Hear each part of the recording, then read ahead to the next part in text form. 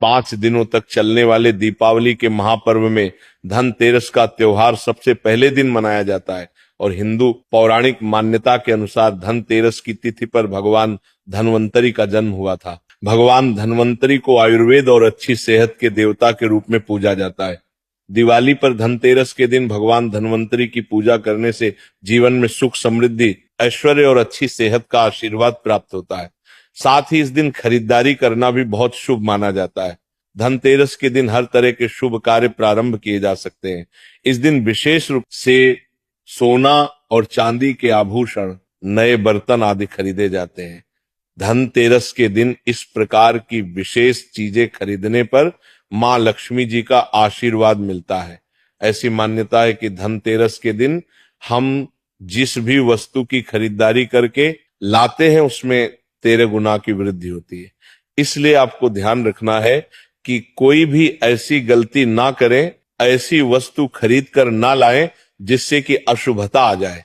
तो धनतेरस के दिन ये चीज कौन सी है, खासकर हम आज के प्रवचन में आपको बताएंगे कि आपको इन 13 विशेष चीजों में से आपको कुछ ना कुछ वस्तुएं खरीदनी ही चाहिए।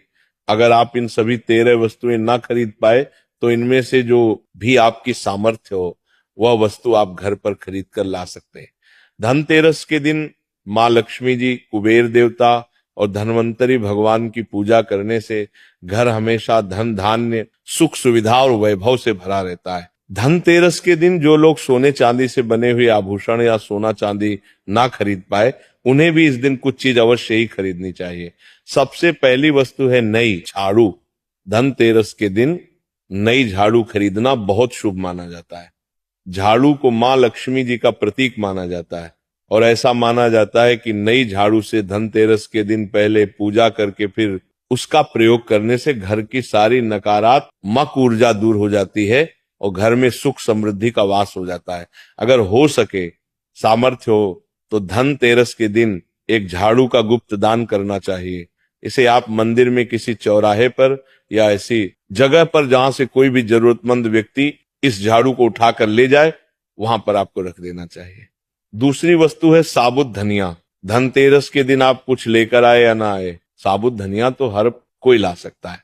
साबुत धनिया लाकर दिवाली के दिन उसे पूजा करने के बाद अपने ही घर में क्यारी में या गमले में डालना चाहिए। और ऐसा करने से कहा जाता है कि घर में आपके जो भी धन है, जो भी आए हैं, उसमें बरकत होने लगती है। अगर आए दिन अनावश्यक रूप से खर्चे होते हो तो उसमें भी रोक लग जाती। इस दिन नमक भी खरीद कर लानी चाहिए। नमक अगर आप डली वाला लाते हैं तो और भी शुभ है, लेकिन आजकल डली वाला नमक मिलना हर जगह मुमकिन नहीं होता है। तो आप जो भी नमक आपको मिल पता हो वो नमक आप इस दिन घर पर लेकर आए। धनतेरस से लेकर दीपावली के अगले दिन गोवर्धन और भाई दूज तक आप इसी नमक का प्रयोग करें और इन 5 दिनों तक लगातार आपको नमक का पोछा भी घर में लगाना चाहिए। ऐसा करने से एक तो दरिद्रता दूर हो जाती है और घर से नकारात्मक ऊर्जा भी दूर हो जाती। चौथी वस्तु जो आपको घर पर लानी चाहिए वो है गोमती चक्र। कहते हैं कि जिस घर में गोमती चक्र होता है वहां सुख, सौभाग्य और समृद्धि की वृद्धि होती है। गोमती चक्र घर पर रखने से वास्तु दोष भी दूर हो जाता है। और अगर घर परिवार में किसी भी सदस्य में आत्मविश्वास की कमी हो तो धनतेरस के दिन गोमती चक्र लाकर उनके हाथ से पूजा करवाकर फिर बाद में आपको इन गोमती चक्र को अपने मंदिर में या फिर धन रखने के स्थान पर आपको रख देना चाहिए। ऐसा करने से जो भी संबंधित परेशानी है वो दूर हो जाती है। आपको ये सारी वस्तुएं मार्केट में, पूजा वाली दुकान में बहुत आसानी से मिल जाएंगी। 5वीं वास्तु है कौड़ियां। कौड़ियां आपको सफेद, भूरी, पीली चितकबरी मिल जाएंगी, लेकिन आपको 2 कौड़ी लानी है। वो या तो सफेद लेकर आए या फिर पीले रंग की कौड़ियां लेकर आए। कहते हैं जिस घर में कौड़ियां होती है वहां पर महालक्ष्मी जी हमेशा वास करती है। कौड़ियां मां लक्ष्मी जी को आकर्षित करती है। इसलिए आज के दिन आप 5, 7, 11 या 13 कौड़ियां लाकर आप चाहें तो धनतेरस की शाम को या फिर दीपावली की रात को इनकी पूजा करके रोली, अक्षत, कुमकुम अर्पित करके फिर एक लाल कपड़े में बांधकर आपको अपने घर में जहां पर भी आप धन रखते हैं वहां रख देना चाहिए। हर साल आप इन्हीं पुरानी कौड़ियों की पूजा कर सकते हैं। हर साल आपको कौड़ियां खरीदने की आवश्यकता नहीं है। यदि आप नई कौड़ियां खरीदना ही चाहते हैं तो पुरानी कौड़ियों को आप जल में प्रवाहित कर दें। छठी वस्तु है श्री यंत्र। श्री यंत्र खरीदते समय देखिए कि उस पर सभी चिन्ह, सभी जो भी निशान होते हैं वो अच्छे से अंकित होने चाहिए। श्री यंत्र जिस घर में होता है, नियमित रूप से श्री यंत्र की पूजा जिस घर में होती है, वहां पर भी कभी धन का अभाव नहीं रहता। श्री यंत्र की उत्पत्ति को लेकर धार्मिक पुराणों में उल्लेख मिलता है कि एक बार महालक्ष्मी जी अप्रसन्न होकर पृथ्वी से बैकुंठ लोक चली गई। माता के रुष्ट हो जाने से धरती पर बहुत सारी समस्याएं प्रकट हो गई। ब्राह्मण और महाजन बिना लक्ष्मी जी के निधन हो गए। तब ब्राह्मणों में श्रेष्ठ वशिष्ठ मुनि ने निश्चय किया कि मैं लक्ष्मी जी को प्रसन्न कर पृथ्वी पर वापस ले आऊंगा। जब मुनि वशिष्ठ बैकुंठ में जाकर महालक्ष्मी जी से मिले तो उन्हें पता चला कि महालक्ष्मी जी तो अब प्रसन्न है और वह किसी भी स्थिति में पृथ्वी पर आने को तैयार नहीं है। तब वशिष्ठ जी ने वहीं पर बैठकर भगवान विष्णु की आराधना शुरू कर दी। नारायण ने प्रसन्न है होकर मुनि वशिष्ठ को अपने दर्शन दिए। वशिष्ठ जी ने श्री हरि विष्णु से कहा कि हम पृथ्वी पर बिना लक्ष्मी जी के बहुत दुखी हैं। हमारे सारे आश्रम उजड़ गए, धरती पर वैभव खत्म होने वाला है। ये सुनकर भगवान विष्णु वशिष्ठ मुनि को साथ लेकर महालक्ष्मी जी के पास गए और उन्हें मनाने की कोशिश की, लेकिन फिर भी महालक्ष्मी जी नहीं मानी। तब उन्होंने कहा कि मैं किसी भी स्थिति में पृथ्वी पर वापस जाने को तैयार ही नहीं हूं। जब चारों दिशाओं में महालक्ष्मी जी के पृथ्वी पर वापस न आने की बात फैल गई, तब देवताओं के गुरु बृहस्पति जी ने एक युक्ति सुझाई। उन्होंने कहा कि अब श्री यंत्र साधना ही एकमात्र उपाय बचा है जिसे महालक्ष्मी जी को धरती पर आना ही पड़ेगा। गुरु बृहस्पति जी के निर्देशों से श्री हरि ने धातु पर श्री यंत्र का निर्माण किया और उसे मंत्र सिद्ध प्राण प्रतिष्ठा युक्त करते हुए दीपावली के 2 दिन पूर्व धन त्रयोदशी को श्री यंत्र पर स्थापित करके विधि विधान से उसका पूजन किया। पूजन समाप्त होते होते माता लक्ष्मी जी को वहां आना ही पड़ा और वे बोली कि मैं किसी भी स्थिति में यहां आने के लिए तैयार नहीं थी, ये मेरा प्रण था, परंतु बृहस्पति जी की युक्ति से मुझे आना ही पड़ा। श्री यंत्र मेरा आधार है और इसी में मेरी आत्मा भी बसती है। यही कारण है कि धनतेरस के दिन श्री यंत्र खरीदना चाहिए और अपने घर में स्थापित करना चाहिए। 7वीं वस्तु है सातमुखी रुद्राक्ष की माला या फिर सातमुखी रुद्राक्ष। अगर आप धनतेरस के दिन सातमुखी रुद्राक्ष को घर पर लाते हैं और फिर उसकी विधि विधान से पूजा करते हैं या भगवान शिव की पूजा में आप इस रुद्राक्ष को प्रयोग करते हैं, किसी भी मंत्र का जाप करते हैं, तो उससे भी आपके घर में कभी परेशानी नहीं आती। किसी प्रकार का कोई अकाल मृत्यु का भय नहीं रहता, क्योंकि दीपावली दीपों का त्योहार होता है और इस दिन अपने घर में सामर्थ्य के अनुसार दीपक जलाए जाते हैं। धनतेरस के दिन भी दीप जलाने चाहिए। अगर आप चाहते हैं आपके घर में साक्षात महालक्ष्मी जी का वास सदा बना रहे, पूरे वर्ष भर आपके घर में धन की कोई कमी ना रहे, आपको कभी कर्ज लेने की नौबत ना आए, तो ऐसे में धनतेरस की शाम को आप 13 दीपक घर के अंदर और 13 दीपक घर के बाहर जलाएं। ऐसा करने से भी मां लक्ष्मी जी का आशीर्वाद प्राप्त होता है। और धनतेरस के दिन 8वीं जो वस्तु है वह आपको मिट्टी के दीपक जरूर खरीद कर लाने चाहिए। मिट्टी के दीपक आप अपने सामर्थ्य के अनुसार खरीद कर लाने चाहिए। अगर हो सके तो किसी जरूरतमंद को, जहां पर धन का भाव हो, ऐसे घर में आप मिट्टी के दीपक का तेल सहित और बाती सहित रुई सहित दान भी कर सकते हैं।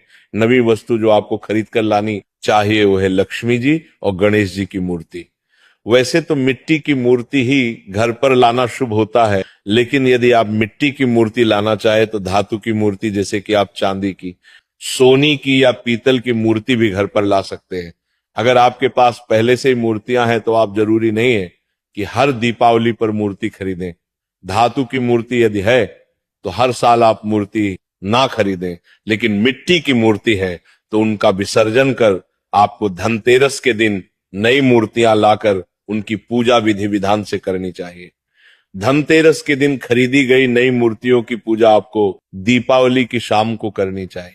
धनतेरस के दिन आप भगवान गणेश और मां लक्ष्मी जी की जो मूर्ति खरीदें, वह खरीदते समय ये ध्यान रखें कि दोनों मूर्ति अलग अलग होनी चाहिए।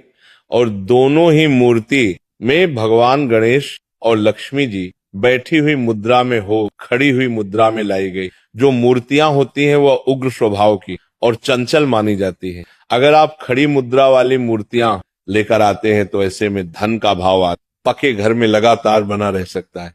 और आपको ध्यान रखना है कि जो मूर्तियां आप लेकर आए वह कहीं से भी खंडित ना हो, टूटी हुई ना हो। गणेश जी की प्रतिमा खरीदते समय ध्यान रखें कि उनकी जो सूंड है वह बाईं तरफ मुड़ी हुई हो और उनका वाहन मूषक भी उस मूर्ति में जरूर बना हो। और भगवान गणेश के एक हाथ में लड्डू या मोदक भी होना चाहिए। और महालक्ष्मी जी की जो मूर्ति है वह कमल के फूल पर विराजित होनी चाहिए और उनके हाथ में सिक्के हों या फिर सिक्के गिरने वाली अवस्था में हो। ऐसी मूर्तियां घर पर लाना बहुत शुभ होता है।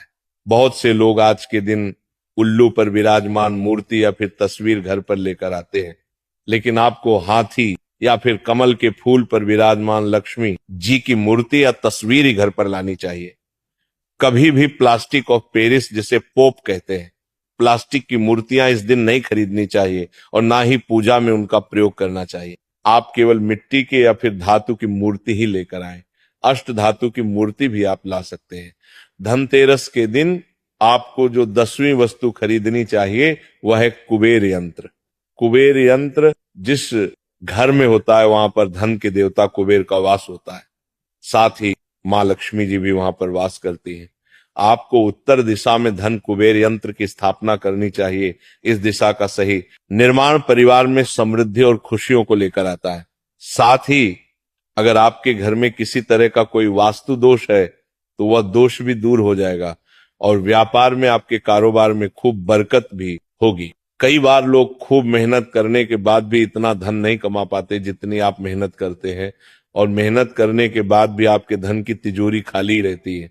तो उसे पूरा साल भरा रखने के लिए आपको धनतेरस के दिन और दिवाली के दिन कुबेर यंत्र की विधि विधान से पूजा भी करनी चाहिए। कुबेर देवता के मंत्र ओम यक्षराज विद्महे धीमहि तन्नो कुबेर प्रचोदयात का कम से कम 1 माला या 51 बार जाप करना चाहिए। 11वीं वस्तु है सोने चांदी के आभूषण या फिर सिक्का। अपनी सामर्थ्य के अनुसार आपको आज के दिन सोने चांदी के आभूषण या फिर कोई भी चांदी का सिक्का खरीदना चाहिए और उसकी भी पूजा आपको करनी चाहिए। यदि आपकी सामर्थ्य ना हो तो आप सोने चांदी के आभूषण या सिक्के की बजाय मिट्टी के बर्तन या 1 चम्मच भी आज के दिन खरीद कर घर लाते हैं तो इससे भी आपके घर में पूरे साल खूब बरकत होती है। सब जानते हैं कि धनतेरस के दिन नए बर्तनों की खरीदारी की जाती है, लेकिन नए बर्तनों में भी आपको ये ध्यान रखना है कि आज के दिन यदि आप पीतल के बर्तन खरीद कर लाते हैं तो वह ज्यादा शुभागे होते हैं। आप पुराने टूटे हुए बर्तनों को बदलकर भी नए बर्तन घर पर खरीद कर ला सकते हैं।